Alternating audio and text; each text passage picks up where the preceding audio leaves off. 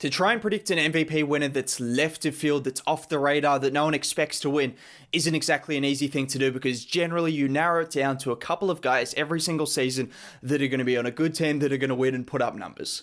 That's the criteria for winning an MVP, and generally we don't stray away from that. Generally you don't see someone creep up on you that you didn't expect to win an MVP because, I mean, it's the most valuable player in basketball. It's a pretty prestigious award. Jokic last season might seem like a surprise to some, but personally I thought he was going to be my MVP winner heading into the year, and I know a lot of other people thought that as well because he put up great numbers in the bubble. He led his team to the Western Conference Finals. His team had won a ton of games the 2 years prior, and he had shown the ability to put up those kind of stats that are MVP level, not just in the playoffs, but in the regular season as well, just on a little bit less volume. You know the kind of guys that are going to be around the mix, but at the same time, is there any fun just looking at the same 3 or 4 guys every single season? Because one year, there is going to be someone that sneaks up on you because their team takes a huge leap, and they're going to get a lot of credit, rightfully so, for their team taking a huge leap, and they might win an MVP award out of nothing, and we're going to hope that it's this year because who doesn't want to see someone come out of left field and win an MVP? I know I do. This time I looked at the Vegas odds, not promoting gambling, but I looked at the Vegas odds.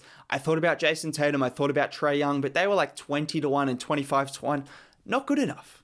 Let's raise the odds a little bit more. 40-1 was the best odds on any of these guys. There were a couple of guys at that, spoiler alert, and then 200-1. 200-1 MVP odds was my absolute smoky that you're going to probably have to wait till the end of the video to hear about. 200-1. Yes. And before you say, well, none of these guys are going to win it because their teams aren't good enough, I am aware that their teams aren't very good. That's why their odds are lower, but I'm hoping that these guys are good enough to raise their teams up and their front offices aren't incompetent for another year because a lot of these guys have been on incompetent front office-led teams.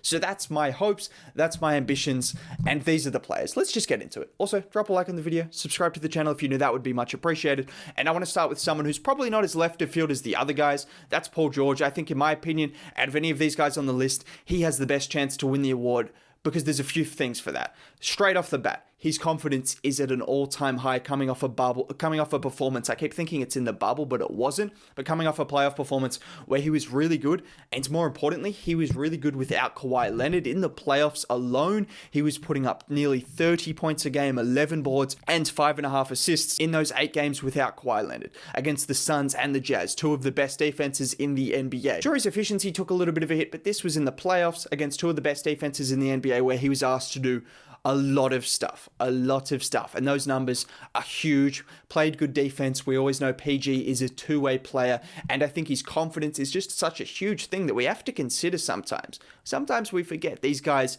the confidence aspect, the mental aspect, takes a toll into these things. And I think Paul George is riding a high right now. Kawhi Leonard is going to be out, which is another huge thing for Paul George. He's going to have all the responsibilities of a number 1 guy. He's been in the top 3 before, which is key as well. The Clippers will win enough games, in my opinion, as long as they re-sign Batum. I don't know what's going to happen with Reggie Jackson, but I still think Luke Kennard can be serviceable in the regular season. Maybe you have question marks over his playoffs, but in the regular season, I think he can be more than serviceable alongside Terrence Mann as guys who can score. Batum, as I said, re-sign him. Marcus Morris. They've got enough guys around there. Ty Lue is a good coach, in my opinion. They've got enough guys to do well. During the regular season, when Kawhi Leonard didn't play in the 13 games, Paul George averaged 27, 7.5, and 5. So you're seeing the kind of numbers he puts up without Kawhi. He's always had the talent to be in that tier, but it's just been a number of things. For one, he's been injured a ton of times heading into the offseason, which is another big thing that you need to take into account. As of right now, I don't think he's injured. I don't think he's had any surgeries. I could be wrong, but I don't believe so. So he seems healthy. He's riding a high on confidence, and he's looking good. It's kind of self-explanatory. There's no Kawhi Leonard. He's going to be asked to do a lot, and I expect him to step up to the plate and do a lot. He's someone that I really like as an MVP Smokey. And then looking at someone else, Zion. I've made a video on this, but I'm just going to reiterate my points. Zion Williamson, I don't need any notes for him. I don't even need to look at the stats. I know the stats off the top of my dome. 27-7, 61% from the field. Should have been all NBA. But we're not here to sulk about that. We're looking to the future. We're looking towards greater things than all NBA. We're looking towards an MVP trophy, which comes down to one thing only. David Griffin, you bald fraud. Don't be a bald fraud this year. Willie Green, hopefully you can do a good job as well. I'm not going to call you out because you haven't even coached a single game. That would be rude. David Griffin has been making mistakes for a lot longer than Willie Green has. That can be said. So David Griffin, don't do any fraudulent behavior here and get Zion the help he needs because, otherwise he's going to leave. I'm joking. But still, Kyle Lowry is a name that was rumored. Love it. That's the kind of guy. Veteran presence. This is a Pelicans team that lost so many games that they shouldn't have lost. There was a stat that I saw earlier in the season, actually towards the end of the season. I think their record would have been about 10 games above 500 if the games ended in the last 3 minutes, if that makes sense. If the games only went 45 minutes, at one point in the season, I think they would have been about 33-24. Yes, that is real. They lost so many games that they shouldn't have lost. If you watch the Pelicans like I did, you would have seen that. And then looking at Zion, the dude he's an MVP caliber player already. Yes, I'm going to say that. I'm going to say that. Defensively, he needs to polish up a few things, but as the season went on, he just continued to improve. He continued to look more and more unstoppable, then he started handling the ball more, then he started playmaking more. He just looked like a freak. He's someone that is unguardable, and this was in a situation where the spacing wasn't good enough, and hopefully it gets better. Hopefully you get a veteran leader like Kyle Lowry who can come in and not just provide that veteran leadership, but also shoot the ball, secondary playmaking / primary playmaking. So many reasons why Zion can be an MVP because he's going to put up 30 points a game. He's going to shoot 58 to 60% from the field. He's probably going to get around 5 to 6 assists a game.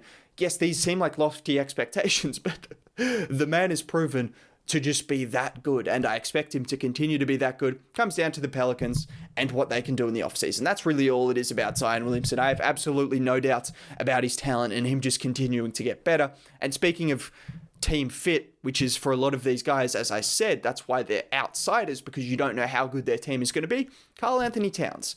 He's always had the talent. Another number one overall pick like Zion hasn't had the success. Ever since Jimmy Butler left, hasn't been the same success. But in the second half of the season, post All-Star break, when they hired a competent coach in Chris Finch, when Anthony Edwards looked like a young star instead of a rookie trying to find his way with potential. He looked like a ready-made guy who can contribute and be the second option on potentially a playoff team. Potentially. They went 16-20. They had a top 10 offense. As I said in the minutes, Anthony Edwards, D'Angelo Russell, and Cat were all healthy and all playing enough. They were good enough to be in that play-in playoff mix, which isn't really good enough for the MVP status. I don't need to reiterate it. You get the point. And then just looking at Cat's stats, second half of the season, when they started winning more games, when Chris Finch was hired, he was more of a focal point of the offense. I mean, he's always been a focal point, but more of a focal point, similar to that Jokic and Sabonis role where he's at the elbow, passing from the elbow a lot. You've got cutters and spot-up shooters in Edwards and D'Lo that can do those kind of things. And in the second half of the season, he averaged 26, 10, and 5, which was an improvement on the first half, and his usage rate was at 30% as opposed to 27%. Just minor things, but I expect him to continue to up that. I think he's going to have another good season. I reckon he's determined to finally just probably stamp his name back in that category because he's someone who's got the talent to be a top 15, even a top 10 player. If he can piece it all together, I think he's improved defensively.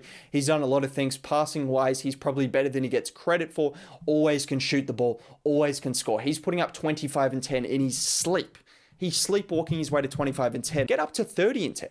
30, 10, and 5. He's capable of doing that. And the Timberwolves are capable of being in that playoff mix because Anthony Edwards averaged 24 and 5 in the second half of the season. D'Angelo Russell is a good player. I don't know what's going on with Malik Beasley. Is he in prison? I don't even know, but he's a decent player when he's not doing things like that. But yeah, in general, Karl Anthony Towns, there's that kind of Jokic pathway for him to be an MVP. It's just about the team being good enough. I'm not saying he's as good as Jokic or as good a passer or facilitator, but you get the point. And then the last two candidates I have, Zach LaVine is one. Zach LaVine is someone who, when he played with Vucevic in the second half of the season, they only played 15 games together, but in those 15 games, they were an elite offense. Again, small sample size, but in those 15 games, they were an elite offense. The Bulls do have talent. Vucevic, LaVine, Patrick Williams, Thaddeus Young. Yes, I know, I'm getting a little bit short on the talent aspect. Kobe White, you've got another guy that can come in through free agency. If you can get Alonzo Ball, that would be huge. You could be a playoff level team in the East. And then just talking about LaVine, the numbers are already there. 27, 5, and 5 on over 50% from the field, over 40% from three. One of the best volume elite scorers in the league. Efficiency-wise, he's up there. volume-wise, he's up there. He's just a scorer. He's a scorer. He's improved his playmaking. 5 assists is probably going to be around his kind of range as of right now until he shows a little bit more in the passing aspect. But he's made it very clear as well. He wants to be a better defender. Team USA, Kevin Durant just had a story with him before. He wants to be a better defender. He's said it multiple times. That's the next step for him. If he can prove to be a legitimate two-way guy, which he's got all the athletic traits to be, and he also clearly wants to be, which is the big step as well for a lot of these guys. It's just a matter of wanting to do it. If you can do that, if you can be a legitimate two-way player with the kind of offensive production he's always going to put up at like 28 to 30 points a game on good efficiency, hopefully again, that's MVP level range, and it's all about the team following suit. Now you've got a competent coach in Billy Donovan, you've got a second star in Vucevic, hopefully Patrick Williams can take another jump, hopefully you can get someone through free agency. It's a nice little team building. It's a nice little team building, and LaVine has MVP level qualities. The kind of scoring, the kind of just mindset to go out there and drop 40 at any given night, which is important for an MVP. There's a long season where you play a lot of games. It's important that every single night you want to go out there and score 50. And then the last guy, the guy that you've been anticipating, I don't know if you have, but 200 to 1 odds for a reason, because he plays on a team, the Sacramento Kings. Yeah. Don't click off the video. It's Darren Fox.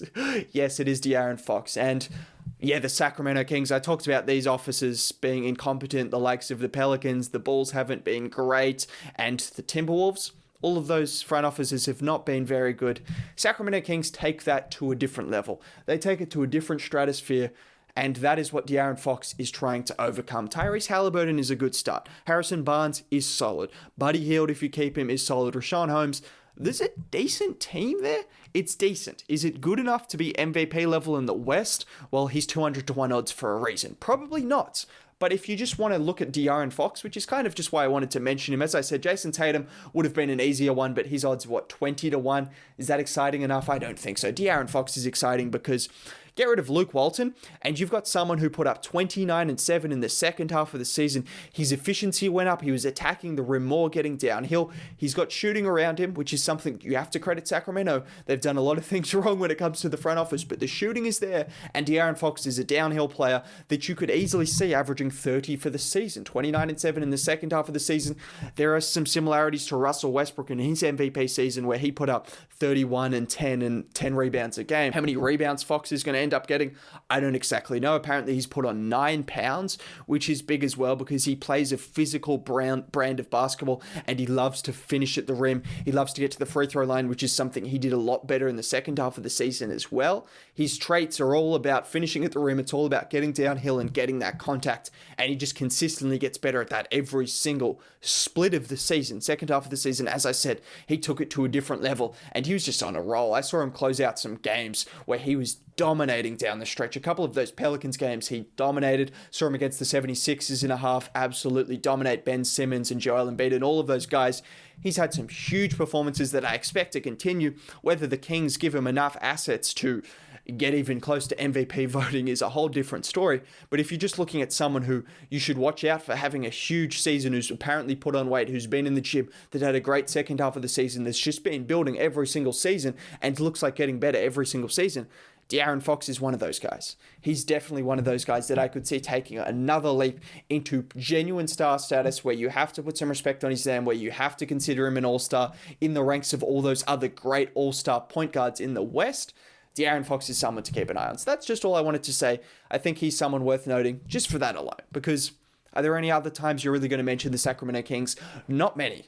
But I did right there, and shout out to Darren Fox. Hopefully they can get it all together, because that would be a story. That would be a story, and I could say it right here first, that I had him in my mix for Smokies. Anyways, if you enjoyed the video, have a good day. Bye.